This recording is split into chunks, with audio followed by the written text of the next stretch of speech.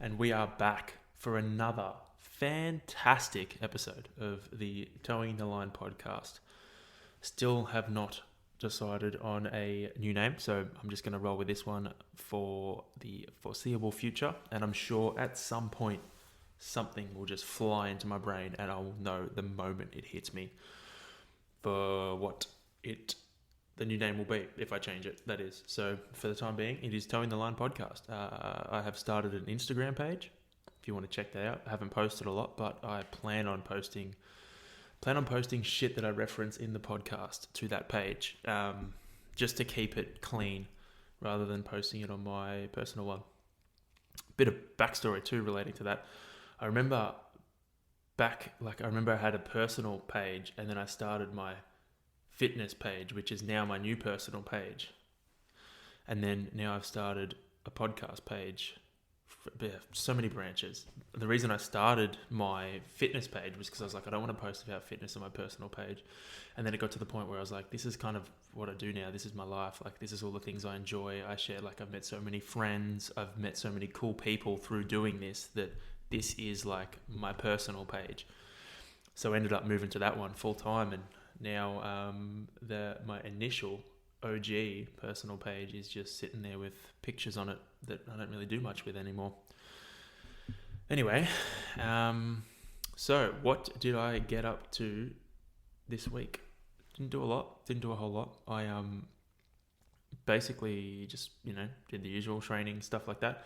I did hit the gym and train legs for the first time in probably, like, I want to say 6 months, but that's a lie. It wasn't 6 months. Probably like 3 months. Yeah, that's more realistic. 3 months. First time in 3 months, because I had to stop. I didn't have time to do like proper strength sessions in the 8 weeks leading up to my Ironman, so I just didn't do them. So it's probably been 3 months, and I did that on Monday, and I only just got over it yesterday, and I am recording this Sunday the 4th of July. So yeah, that was fun. My legs were trashed. They were so sore for 4 days. It was worse than how I pulled up after my Ironman. Like, I couldn't walk. Every time I'd have to get up, I would like second guess it. I'd be like, do I really need to get up? Do I need to stand up? Can I just sit down? Can I just stay here seated and not have to move?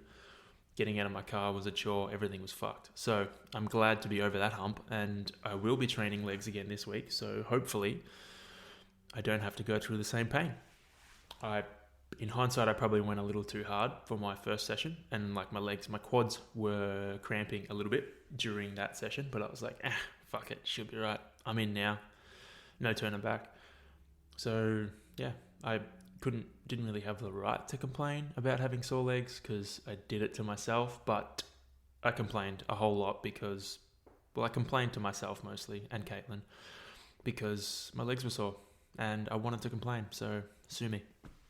So that led to, it led to making my training very difficult. Like, runs I think I ran Wednesday, Thursday, and those runs both started, or maybe it was Tuesday or Wednesday.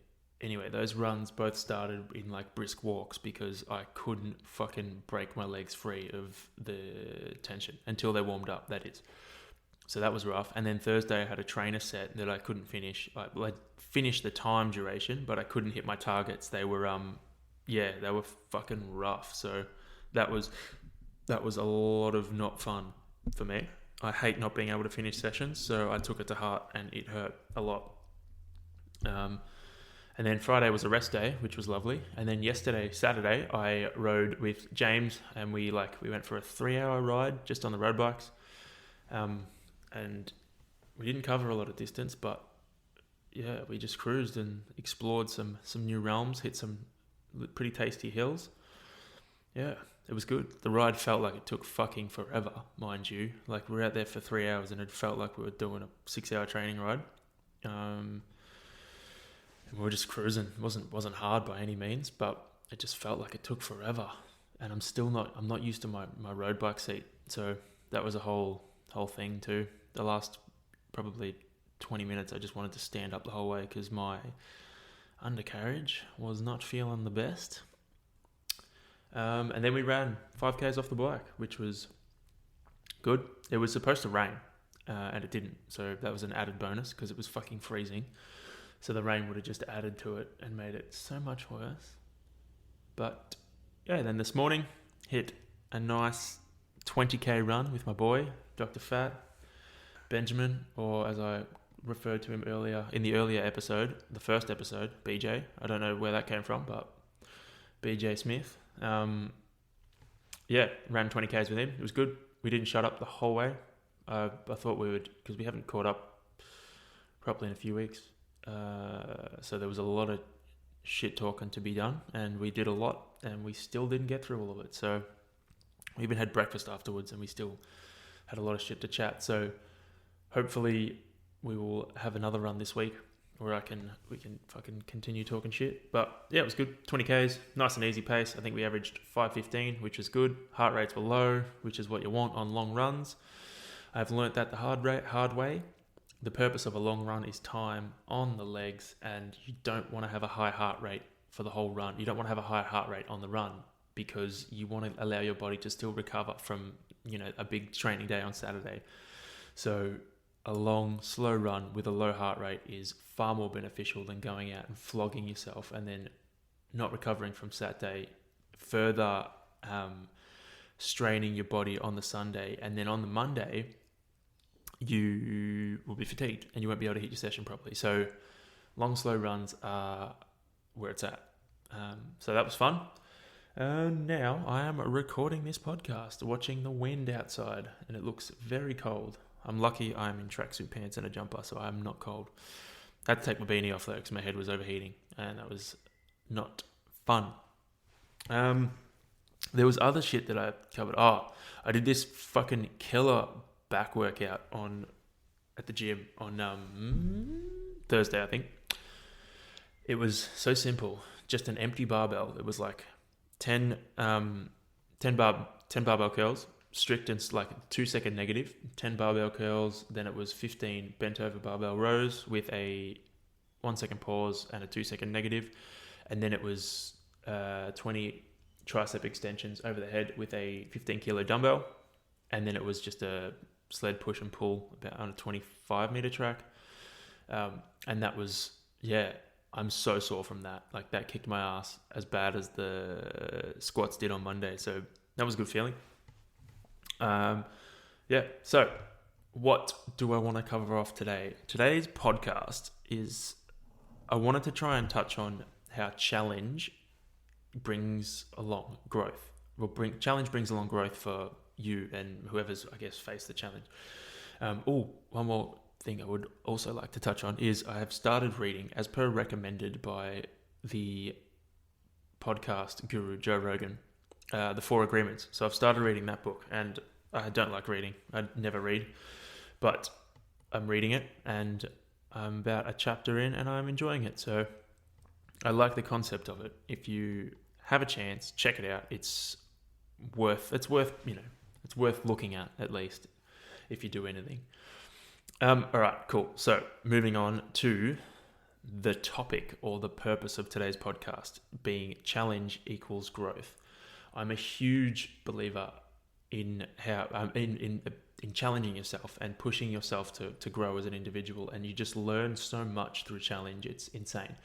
Every time I've faced a challenge as a person, whether it's through an event or just life in general, I've always come out the other side like learning new things, learning cool things. It's just, I learned so much about myself and how I view others or how I treat others, because you just don't know. Everyone's got their own shit they got to fight. So I just believe that challenge is such a big part of life, and you need to, I believe you need to expose yourself to challenge to try and, I guess, get used to dealing with it. And if you're not used to dealing with it, then you're not prepared. And if a challenge pops up, then it's like, oh, what the fuck? I don't, and you kind of freeze and you freak out. Whereas if you expose yourself to challenge frequently, like I do through exercise, you understand the concept of, it's gonna end. You've just got to push through it. Like you've just got to hang tough, try and clear your head and think You got to try and think clearly, and you will get to the other side. You've just got to fucking tough it out, and that's what a lot of my training was in the Iron, proving to the Ironman, and what a lot of my events and stuff I've done in the past are. It's literally just keep moving forward, and you will get through it. You will get to the other side, and when you do, you will realize, okay, cool, I'm now capable of this. So you know where you're at, and I feel like it's just a never-ending process of, oh, I don't think I can do that. I've done that. Oh, I'm better than I thought. Okay, this is the new point. This is the new line. Like, you keep moving that line forward. You reach it, you step over it, you push it forward. And that's that's what life is. You're just constantly finding new levels for yourself. I'll use a Goku or Super Saiyan Dragon Ball Z reference. You're just constantly ascending to the next level. And I just don't think there isn't a limit, or there shouldn't be a limit. You shouldn't think there's a limit. You just keep pushing it forward. And that I guess that's what I get from my training. I will always, so when I was training for my Ironman, I'm a believer in, there's certain moments when you have to just embrace it, embrace the suck, as Nick Baer would say. You've just got to suck it up. There are certain moments in training that will present themselves.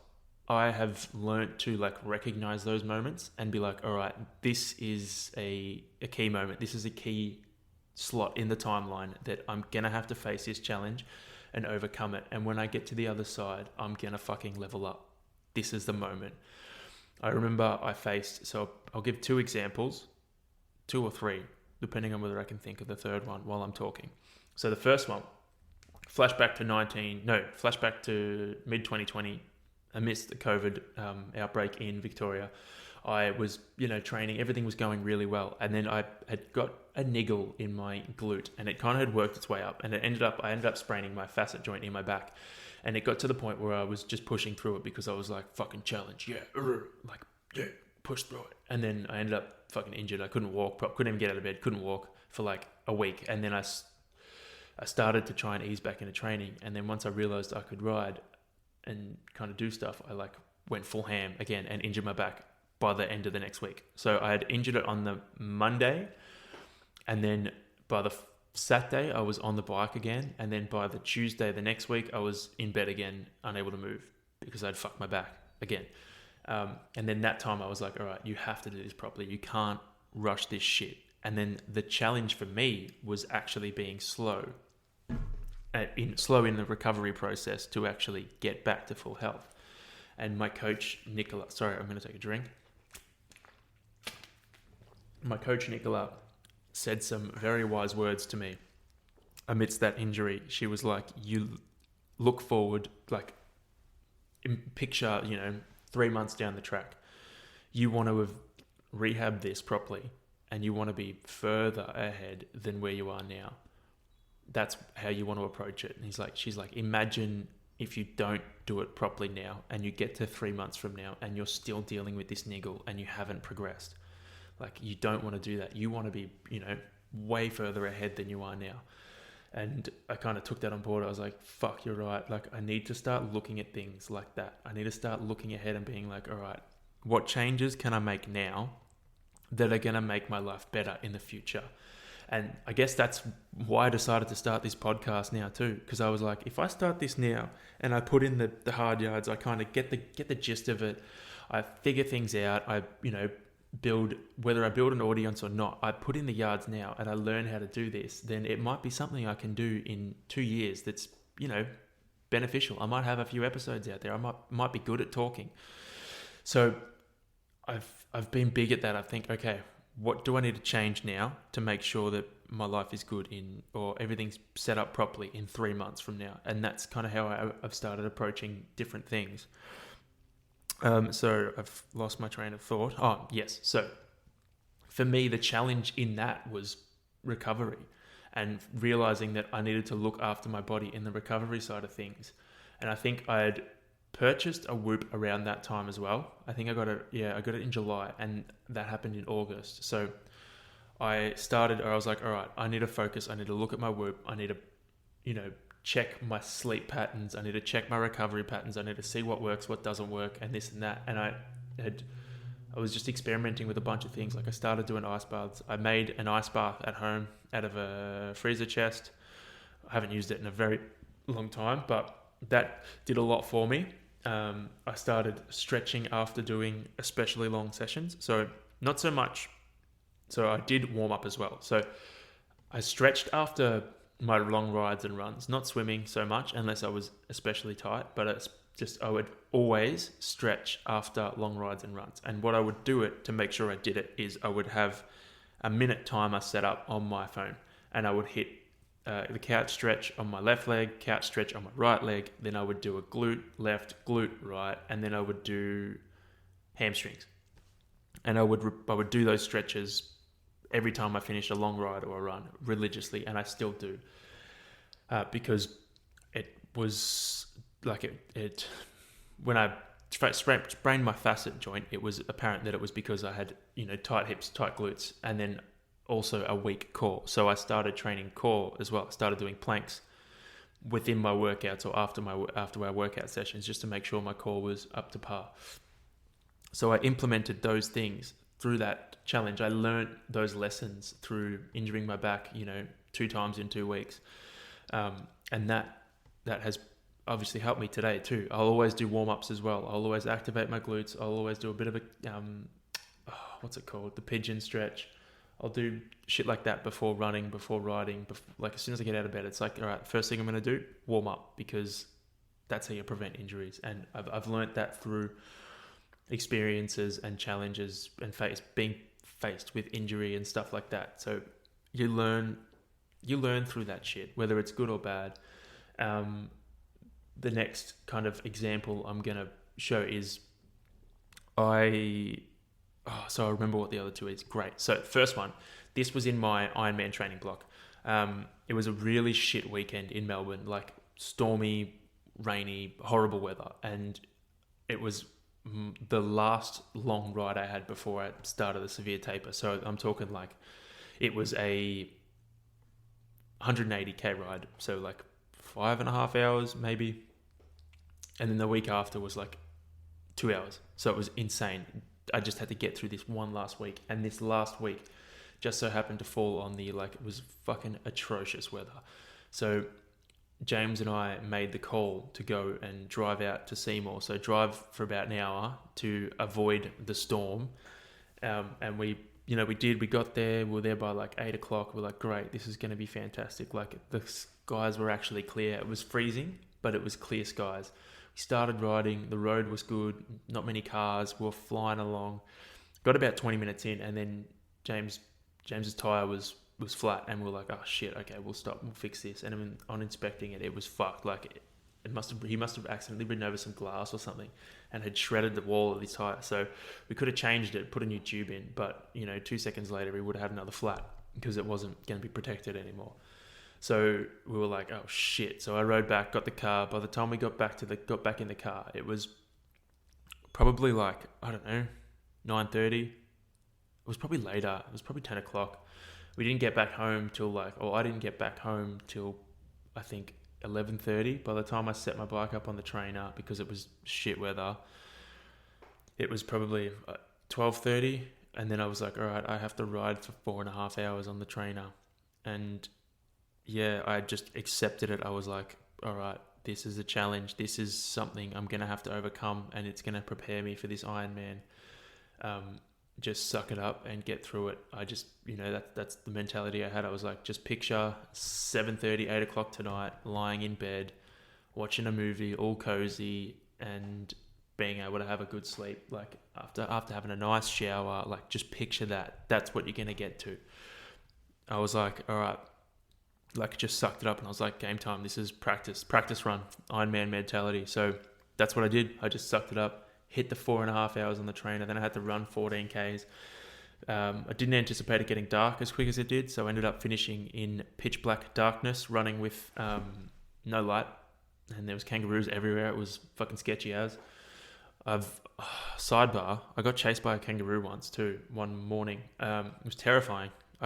They're so scary because they're so blank-faced, and they're so athletic. This one wasn't even big. It was like a small, medium to small kangaroo. And what happened was, I promise I will return back to the point I was talking about. But I was, oh man, all right, I'm gonna jump around here. I'm gonna jump back to the story, then I'll tell you the kangaroo story in a sec. So basically, I ended up finishing in complete darkness. It was freezing cold. I was lucky enough that Caitlin prepared dinner for me, so I got home, had some chips and a burger. I wasn't even that hungry because I was just exhausted. I ended up getting my nice warm shower, jumping into bed, watching a movie. It was the best. I was like, I'm so grateful for this. I'm so grateful for this moment of sleeping in my comfy, cozy bed after achieving what I'd achieved. I knew I'd have to get up the next day and run. I think it was like 30 Ks, but I was like, for this moment, this is all I wanted. And I was so grateful. I had such a rich appreciation for just being in a fucking bed and having a shower. And that's another thing that these challenges bring you. They make you appreciate the little things. So like another example of this happening is, I think it was at the end of 2019, me and two mates decided, I think it was like the 23rd of December or something ridiculous. It might have been a week before that. So we decided, it was like a 48-degree day in Melbourne. We were like, let's go for a 48K ride. That'd be pretty gnarly, hey? And the bushfires were like going on pretty heavy. So there was smoke haze everywhere. It was like no sun, like just a red haze over the sky because the smoke was so thick. And we're like, let's fucking go for a ride. This is going to be sick. So we got out there and it was just hot, like so dry. Your mouth, like everything was just, it felt like you were just getting, the moisture was getting sucked out of you and you were drying out. It was gnarly as. We didn't go fast, but it was hard work. We ended up pulling up, we were almost done. We ended up pulling up at this primary school and it was like, all we wanted was just to fill our bottles up with water because they were empty. And we turned the taps on and they were just hot because it was so hot. The water was so hot.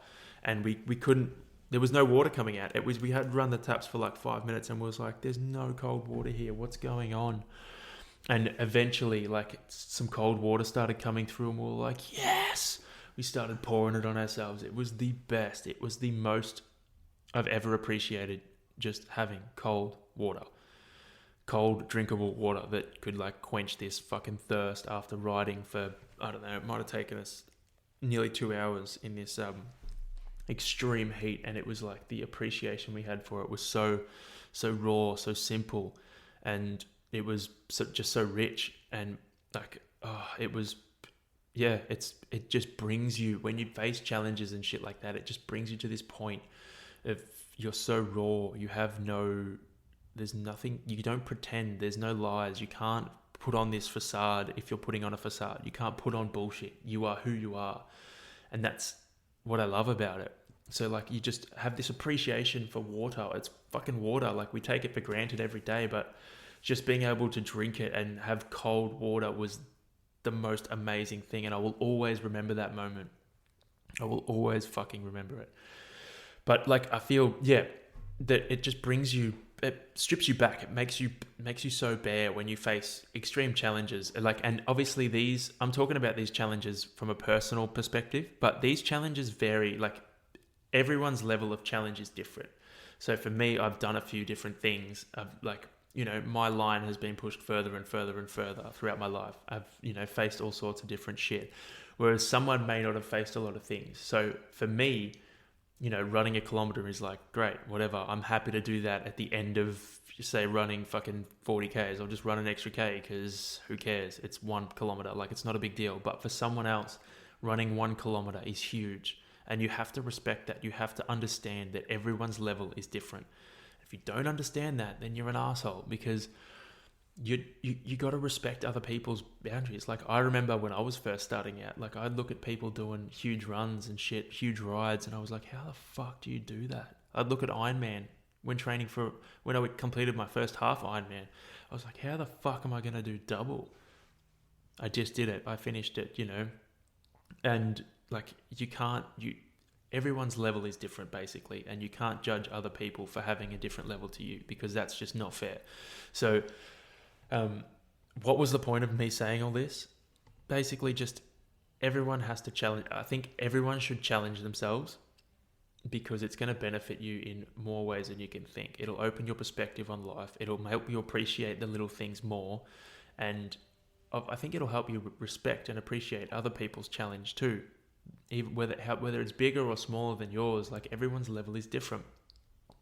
I was talking to Ben this morning on our run, and he was saying that, some people, like he just did I can't remember what it was called, Surf Coast Marathon, I think, a 42k trail run, like with some sand running in there as well. And he was saying that some people are saying to him like, oh my God, how did you do that? What the fuck? And he's got a goal of running 200Ks. He's got a goal of running 200Ks. I think, I can't remember the time frame of it, but it's in the next 12 months. And I think, 200Ks, 200 kilo deadlift within 12 months of each other. So I think it's within 12 months. Anyway, not the point of the fucking story. He was saying he's been watching a lot of ultra marathons of guys running like, people running like 260Ks, 260 miles, like something stupid shit. And he's like, for me, running a marathon is like fuck all, because I look at what these guys are doing and it's like, it's literally not even a full day. Like it's nothing. It's 4 fucking hours.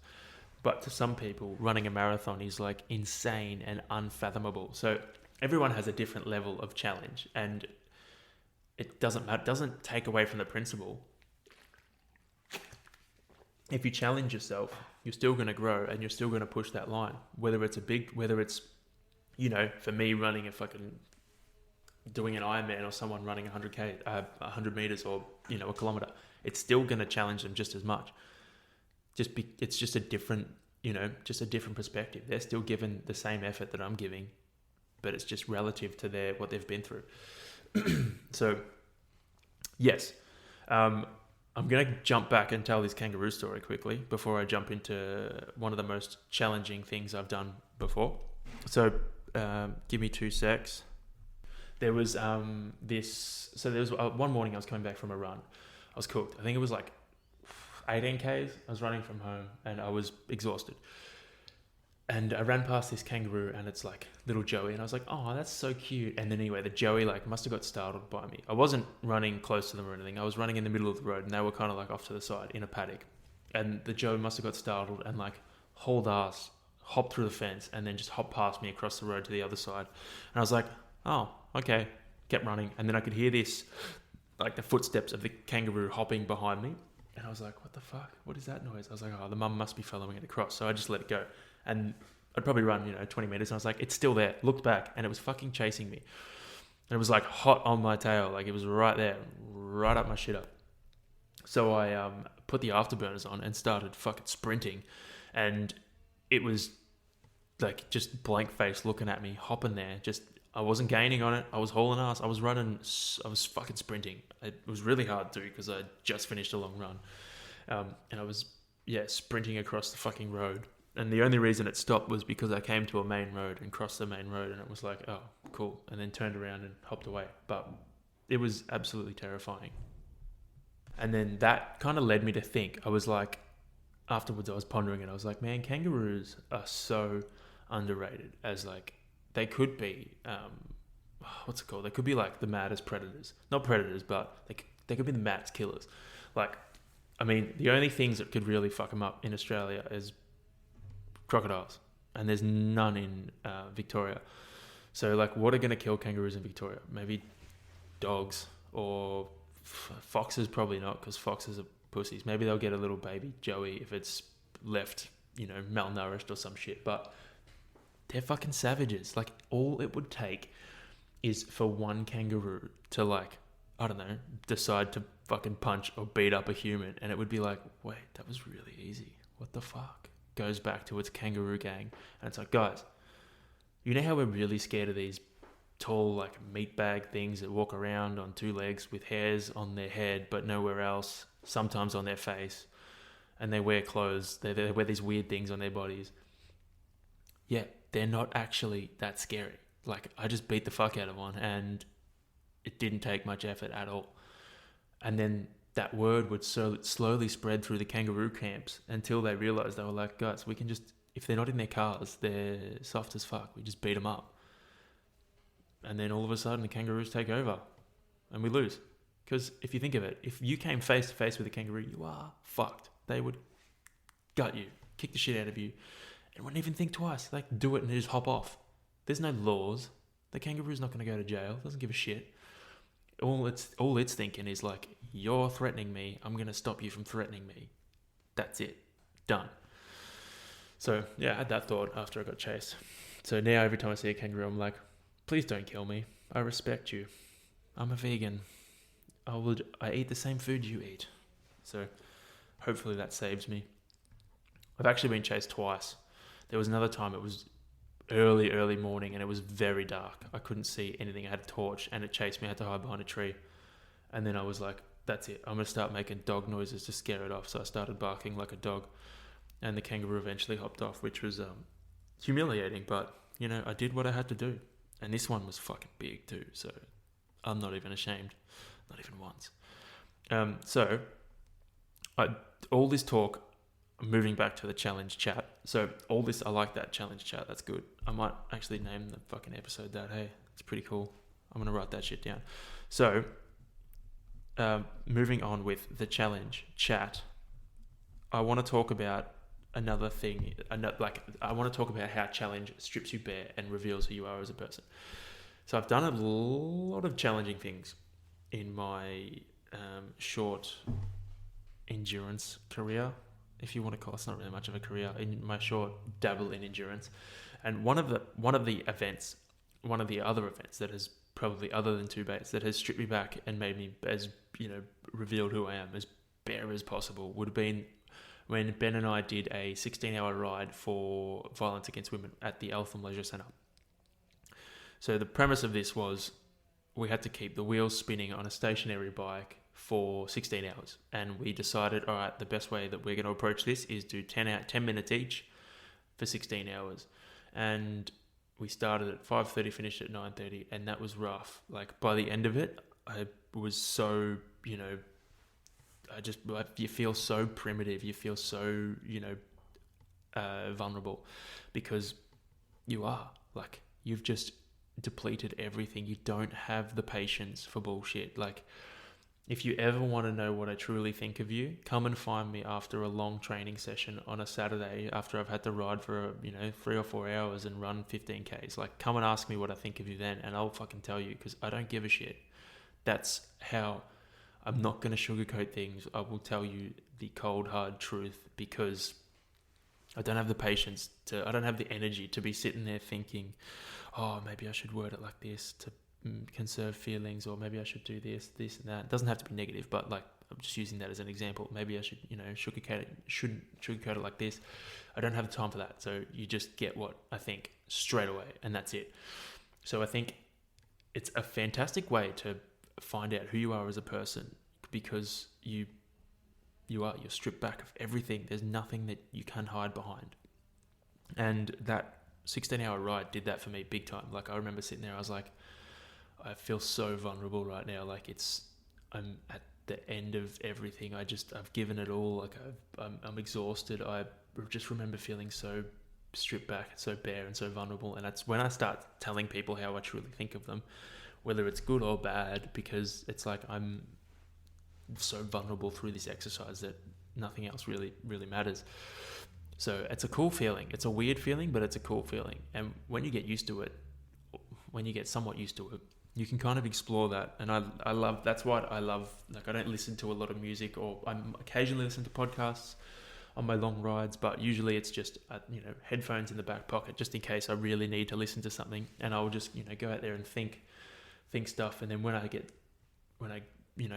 inevitably find a point where I'm like really, really challenged, that's when I start thinking of that stuff. And I start thinking of, like, who I am as a person. I start finding things out. Like, I start interviewing myself. Like, if I was to do this podcast with myself, which I am, I start interviewing myself. I start answering questions about myself to myself. And I just find things out. I'm like, all right, this is a character flaw. This is something I probably should work on. This is something that, in the past has caused me grief. I need to start improving on this. And I'll just figure things out. And like that, I guess that's another aspect to the whole endurance thing. It, allows you to discover yourself more than a short 40-minute workouts, because when you're out there for a couple of hours, you got time to think. You got time to, go over things with yourself in your head. And you just spend hours doing it. So yeah, that's another fantastic aspect.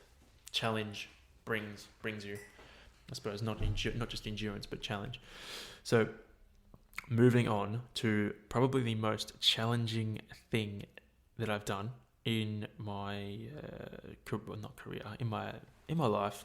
One of the most challenging things I've done in my life would have been the 2 Bays trail run. So that was at the start of 2020. It was setting up. That was the first event in a year that I was supposed to do a lot of events, but they all went to shit because of COVID. So I did 2 Bays trail run with Ben and the Grey Wolf, Shane Egan, Ben Smith and Shane Egan, BJ Smith. We signed up for a 56k trail run, and we were like, great. Like, I'd been training for a little bit for it, so I should have been fine. Ben had done a little bit of training too, and so had Shane. Like, we were all quietly confident in ourselves. We rocked up. You know, I decided to change shoes the day before. I'd been running in Hockers, so I think the Clifton Sixes, and I was like, fuck it, I'm gonna break out my old Innovate trail shoes, and that's what I decided to run in. So that was my biggest mistake that I'd made before I even started, but I didn't know that at the time.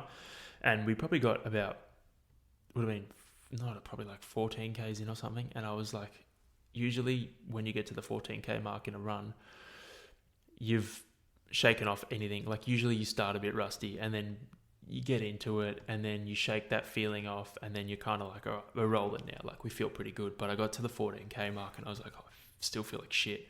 My feet are hurting. These rocks, I don't feel good under my feet. Like, I don't like the feeling of this. Kept going. And then, you know, it just, like, it didn't really get better. I was hurting a lot. Like, I was hanging back behind the boys a bit. And then we got to the 28k mark, like the turnaround, and we started going again. And I was like, oh, fuck. That's when it really started. Like, we kind of spread out a bit. I think I know we've spoken about it since, and we were all facing our own little demons that day. Like, it was the hardest run we've done. I can't remember how long it took. I think it might have been 5 hours or something, but that probably the last 20k was fucked. Like, that, I just remember, for me, I know the other boys had the same kind of experience. It was like, I was like, guys, I gotta keep going. Like, I kind of had to just run by myself. I was like, I can't have, you know, other people around talking, chatting. I was like, I need to just fucking suffer in my head and get through this. And that was kind of the best thing for me. I just, you know, kept trugging along, putting one foot in front of the other, and just sucked it up. It hurt so much. My feet were fucked. I just remember, for like 20 Ks, my watch was on the fritz too, so I didn't have a real gauge of time. I had a gauge of time, didn't have a gauge of distance. So I just remember putting one foot in front of the other for like what felt like an eternity, and I didn't know what kilometer I was at until eventually I got to the point where I could start to hear people, you know, cheering people finish. And then, like, that spurred me on a little bit across the line, and I was just done. Like, I had nothing. And then the boys crossed the line shortly after, and we were just like, what the fuck? That was so rough. Like, the car ride home, we spoke about it a bit and stuff like that. But it wasn't until, I guess, recently, after doing other things, we've realised that was the hardest event we've had to face mentally. So, like, I remember I pulled up sore for like a week. My feet were fucked. My calves were fucked. My shins were just obliterated. Everything was ruined because I chose the wrong shoes. And yeah, we've just spoken since, and it's like that's the hardest challenge. Like, that's, for me, I remember that being way harder than the Ironman I've just done. Like, the Ironman I was ready for. I knew what I was getting into. I'd done the training, and I went in and I executed the plan. Yeah, it was fucking hard. Yeah, I faced moments where I wanted to stop and my feet hurt, but I was prepared. I got through it like I expected to get through it. I knew what I had to do. And I think that the reason I did that, I think it all stems back to the lessons I learned at 2Bays. And I'm sure the other boys would, you know, resonate with that. Like, Shane's gone on to run fucking 100k runs and shit like that. I'm sure he would go back to that first time doing 2Bays and the lessons he learnt doing that race. Like, I learnt so much, and I've carried that through to like my Ironman or my half Ironman. I know that like especially those last 20Ks when it was just about putting one foot in front of the other. That's what taught me these lessons of, okay, it's going to be fine. You've just got to keep moving, reassess, reevaluate, and keep pushing forward. And that's how I got through my Ironman run. I reevaluated everything. I reassessed. I was like, all right, this is what I need to do to get this done. Let's do it. Keep moving. And you just, like, I've learned such big things from each of my events. It's insane. Like even I learned so much about hydration in my first half Ironman. Like I didn't drink enough.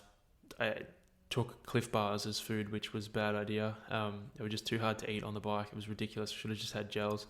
Didn't drink enough, and then got halfway through the run, and that's when I hit the pain cave. That's when I was like, right, this sucks. And I had the same thing in my second half Ironman at the start of this year.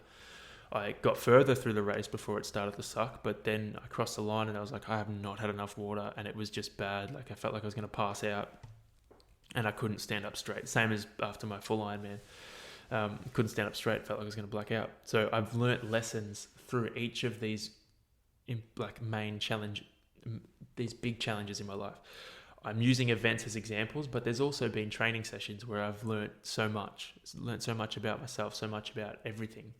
And it's just like, for me, challenge is such a big part of my life. And I think a lot of people could benefit from having challenge be a big part of their life too. Like it doesn't have to be fitness related. It can be anything. You could do fucking word puzzles and shit. Like that's huge. That's a great way. Like you sit there and you put your mind through challenge, and you have to, try and, I don't do word puzzles, but the crossword, like Sudoku, shit like that. That's huge. Like I think those things are so beneficial in keeping you hot on your feet. For me, it's physical challenge. I love it. I just think, by doing something physically challenging, most days of the week, or something really challenging, once a week, it keeps me in check. It keeps it helps me, have a good perspective on the world. I know what hard feels like, and I know that, a normal day is not hard. It's not hard in comparison to feeling like you're going to fucking die on a ride and being, 3 hours from home and having to ride back. Like you fucking suck it up and you do it. It's everyday life is easy compared to that. So I feel like it just teaches you so much. It's worth. So if you're listening to this and you think that everything's going along smoothly, then start to try and introduce things that challenge you. Like pick something that you think sucks and just try and do it.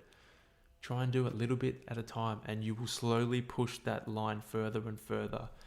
You'll start to appreciate the little things more, like taking your shoes off after a fucking long run and being able to put slides on and being like, oh, this is the best. Like you will appreciate the little things more and more each time. And it just gives you a whole new perspective on the world, on everything really. And it's probably one of the best things I've learned. I'm so glad that I'm annoyed that I didn't stumble upon, challenge and endurance stuff earlier, but at the same time, I'm so grateful I've stumbled upon it when I have, because I feel like I'm learning so much, and I'm 25 years old, so it's setting me up for life, which is fucking awesome. So I'm just going to quickly flick through my notes here, have a look, see if there's anything I've forgotten. Yeah.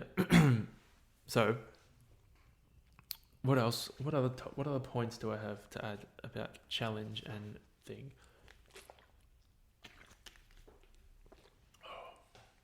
See, even to this day, I have such a good appreciation for water because of what it meant to me on that day when it was really fucking hot. Insane. Even yesterday, I was like, I cannot wait to be fucking running. I can't wait to get off this bike seat because it was hurting a lot. And I was like, I can't wait to not be sitting on it. And yeah, when I finished, I was so grateful. I was like, this is the best. I get to run now. So nice. You just get weirdly emotional about silly things. But it's a good way to be, far out. So if you're looking for challenge, pick something that kind of scares you a little bit and launch into it. Yeah. And you'll slowly build your tolerance. It's like It's like anything. It's literally like, you could look at it like running or the gym. You challenge yourself, your body breaks down, you adapt, and then you overcome. And it's just repeating that process, rinse and repeat, rinse and repeat. Even just you learn so much. Like, even for example, running at the moment for me is like, even all training at the moment for me is harder than what it was pre Ironman, because at the moment I have just come off the back of a big event where I summoned all my mental capacity to, train for. I suffered for 8 weeks, and now it's like, ugh, I can't be bothered. Like, I'll get to halfway through a run, I'll be like, I kind of want to stop, and I have at times stopped. I haven't stopped the run, but I've stopped to just take a little break, because it's like, fuck it. Like, I'm just going to stop. My mental capacity is not there to try and push through all sorts of pain at the moment. And I am aware of that. So that's another thing too. I've become aware of when I need to push through things, and when I kind of need to stop. And I think my injury last year taught me that. So yeah, at the moment, I'm not pushing further than I need to push, because I don't need to. I haven't hit a month yet after my Ironman, so I'm still in that phase of trying to recover a bit and build up my workload again. So for me, it's more about letting my mental capacity rest as well. If I don't need to push, I'm not going to push, because I don't need to. That time will come when I ramp up for my next race. So yeah, I've learnt that lesson, which is good. It's a good one to learn. It applied during my Ironman block too. Like, there were times where I knew it wasn't necessary to push myself mentally, but then there were times like that when James and I tried to go and ride, an hour away, and it didn't work. I was like, all right, this is a mental training day. Suck it up, and use your mental toughness, and train that today. So yeah, there's also a time and place, because I think this is also a very important point. So pay attention. If you go through your training and you're feeling like every day you're summoning your mental toughness to push through it, like every day you're challenging yourself to push the limits, then you're gonna hit a point where you can't do that anymore. I feel like I did that for years when I was I was overtraining, definitely, when I was doing back in the day. I'd do like 3 or 45 classes and go train at the gym for 2 hours or something, and then I would train again in the afternoon for an hour or so. And like, that was bad. That wasn't, don't do that. Don't be doing that shit. That's not smart, not safe, not healthy. So for me, I would be suffering mentally like all day, every day, and then it got to the point where I was like, oh my god, like I was just frazzled. I couldn't do it anymore. And then I realized I had to change, and slowly, pull myself out of it and just flick my mentality around. And now it's like, when I know I have the capacity, I know I can go dark, I can dig deep when I need to. I know I can lock myself in that pain cave and not come out for a long time if I need to. I've experienced that. I know I've done it before. I did it in 2 days. I did it in my Ironman. I've been there. I can lock myself in there, and I will be fine. But I don't need to lock myself in there every day, because it's not going to be beneficial. You need to allow yourself to recover. I feel like that mentality is a muscle, and you need to treat it like a muscle. You can't punish it every fucking day and expect it to come back stronger. You need to allow it to rest and recover. You need to allow it to rest and recover before you... Sorry, I was just checking out what the fuck that noise was. You need to allow it to rest and recover so that you can go deeper and push for longer. And I feel like that's, such a valuable lesson that I learned through challenging myself. So many things I've learned have been through challenging myself mentally and physically.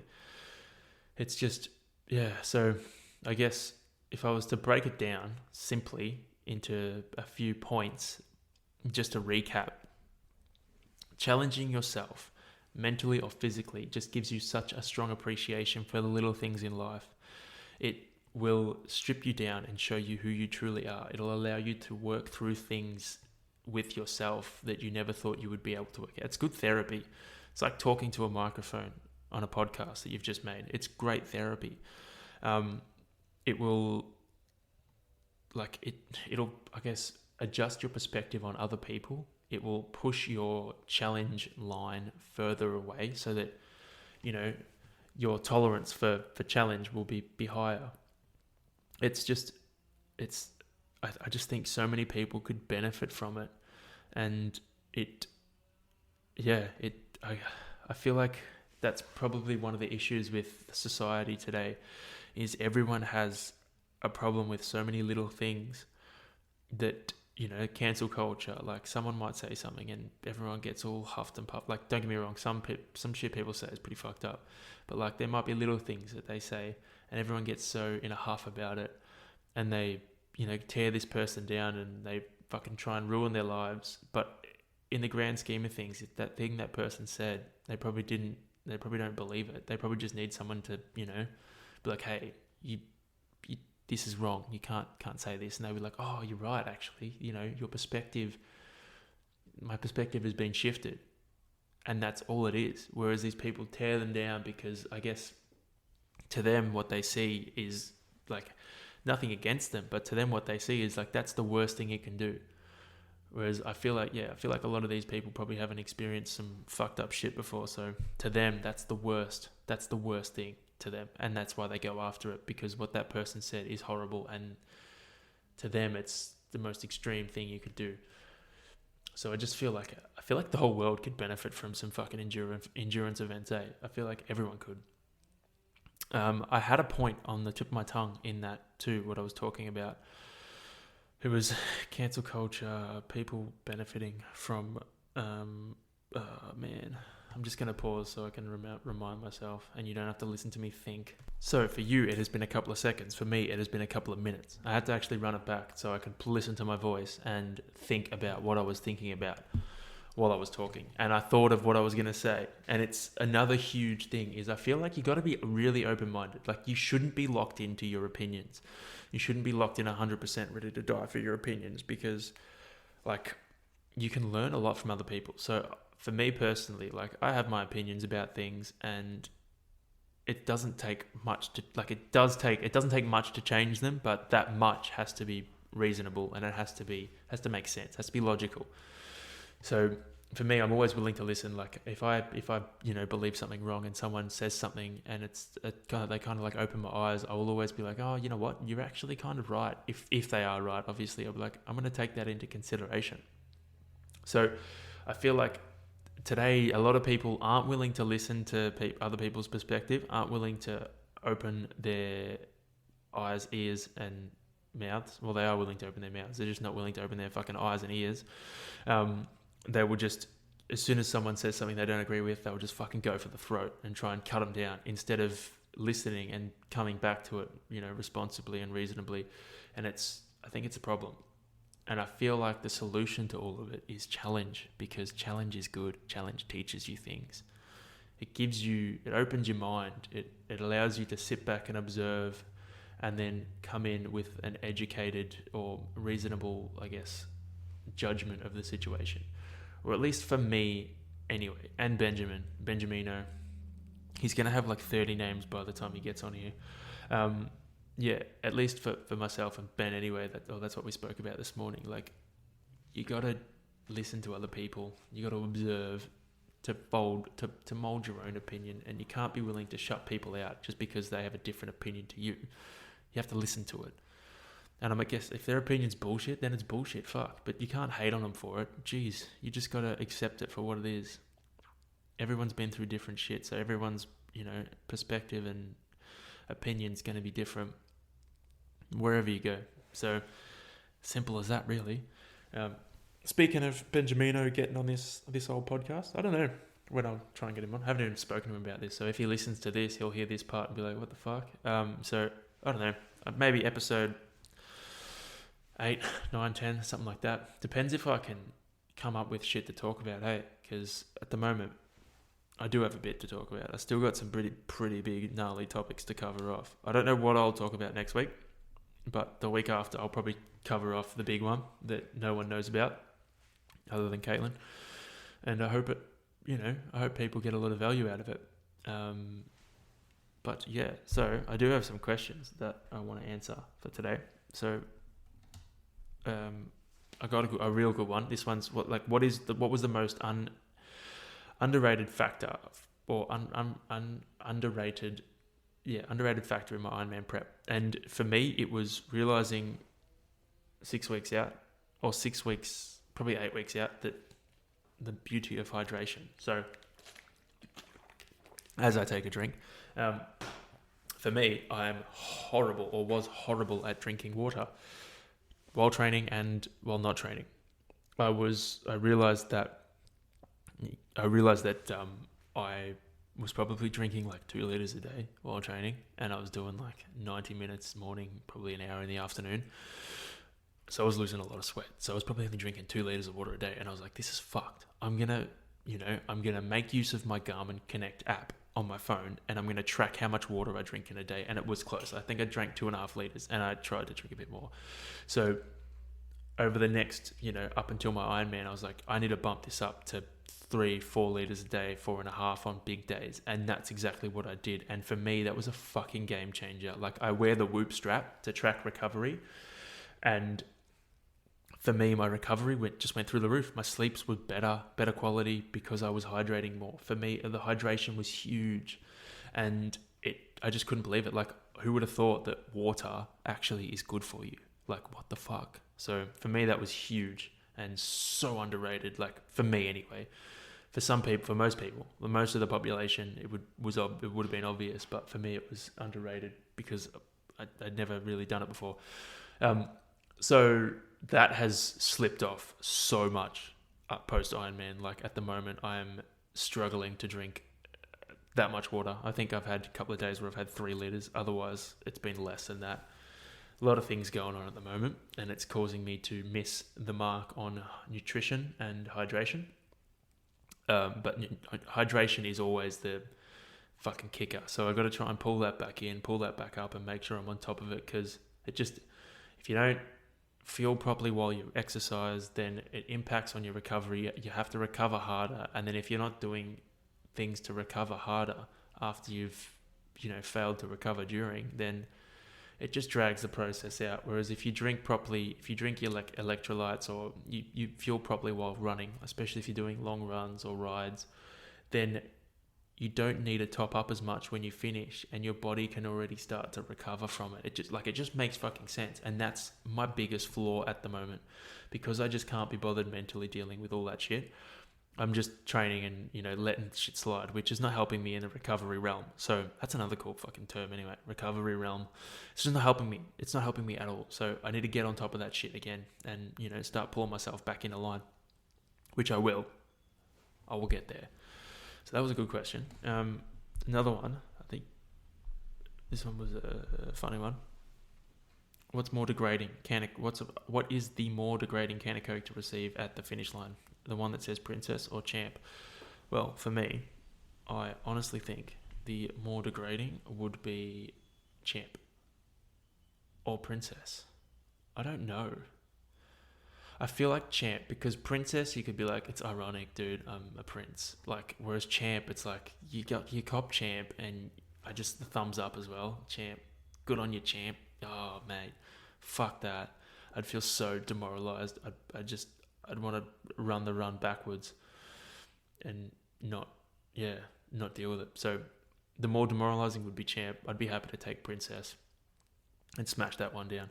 I don't know why, but it reminded me of something I was talking about with Ben today. I was talking about if your blood was started to flow backwards through your heart, I wonder if time would reverse and you would start going backwards. Like, I mean, if it's never happened before, we don't really know that it wouldn't happen like that. So if there are any scientists listening, probably not, but any scientists listening, give it a shot. See what happens when you run someone's blood backwards. If they run through their life in reverse, it'd be crazy. Speaking of reverse, and like movie recommendations, I'm going to fucking touch on that too, because I can touch on whatever I want. It's my podcast. So if you haven't seen Tenet, watch it. It's on Netflix. It is wild. It's like that dream movie. I can't remember the name of it. Inception. It fucks with you so much. So if you're looking for something to watch that. And if you are a big Marvel fan, like me and Caitlin are watching Loki at the moment. Like we've watched we're well up to date with all the Marvel shit. We're gonna watch Black Widow next week, but we've been watching the Marvel TV shows, and they are so good. Every episode they end, and you're always like, fuck, why do you end now? You can tell when it's coming to, because it's like getting to a cliffhanger, and you're like, it's gonna fucking end, and you start getting all mad and agitated and shit, and then it ends, and you're like, motherfuckers. So that's a great thing. That's another great series to watch if you're looking for shit to watch. Otherwise, I'm hanging on for the next comic episode of Dragon Ball. It's coming out in a week or so I'm very excited for that. Love me Dragon Ball, as you all probably are fully aware of. We'll touch on, if you guys want me to cover off certain topics, I'll put up a question box on my personal page and the podcast page just to, I guess, collate ideas. But I do have some big bombs lined up to share with you guys, and then hopefully I'll get Ben on them. That podcast will be, just nonsense, but I do really just enjoy this. I look forward to this time every week, just talking trash, covering stuff off. It's a lot of fun. It's a lot of fun just talking. As I said, I usually don't get to talk much. Like a lot of people, I do get to talk, but I find I do get cut off quite a bit because I do ramble on a lot. Like I was talking to, I'm going to take a drink, Caitlin last night about it, and I have a tendency, like I can fucking hold a conversation with someone for a very long time by not letting them talk, by just talking their ear off. I'm very good at that. I'm very good at just talking shit for a long time. As a prime example is this podcast going for over an hour. I'm still rambling about nothing, really. If you think about it, I'm talking about talking. Like, it's nothing important. But yeah, I don't even know where I was going with this. What the fuck? I can talk. And it's very therapeutic, basically, is what I'm getting at. I enjoy it a lot. So, whether you listen or not, I'm going to keep doing these podcasts because they are like a therapy session for me. There was something else that so I had my cousin Joel's 30th last night, and it was super fun. Like, ran into a bunch of cool people, and one bloke was saying that he, stopped drinking as much a few years ago, and probably drinks, has 3 or 4 times a year where he'll, have alcohol, and like I've kind of adopted the same principle for. I don't think I've been drunk in a fucking long time, since probably like before I was 21, or when I was 20. I don't remember. Since before I was 21. I think it would be like 20 maybe was the last time I was fucking proper drunk. So I've adopted that attitude for the past few years, and it's, like he hit the nail on the head. He goes, I would prefer to have a bag of lollies and like some chips and a fucking soft drink than go out and get shit-faced, because at least I'm there, I'm present and enjoying the lollies and shit. Whereas when you're drunk, you're not. You just eat a bunch of shit and then feel like crap, eat crap food, and then you don't remember much of it, or you don't feel it. So I like that. I like the snacks. I like enjoying them, and I would much rather do that than drink alcohol. Where else was I going with this? Oh man, I feel like I should also touch on the fact that I used to play footy for quite a few years growing up, and I did a little bit. Didn't have a football career, but I used to play football quite a bit and did enjoy it. And then I just, maybe I should touch on that one episode as well.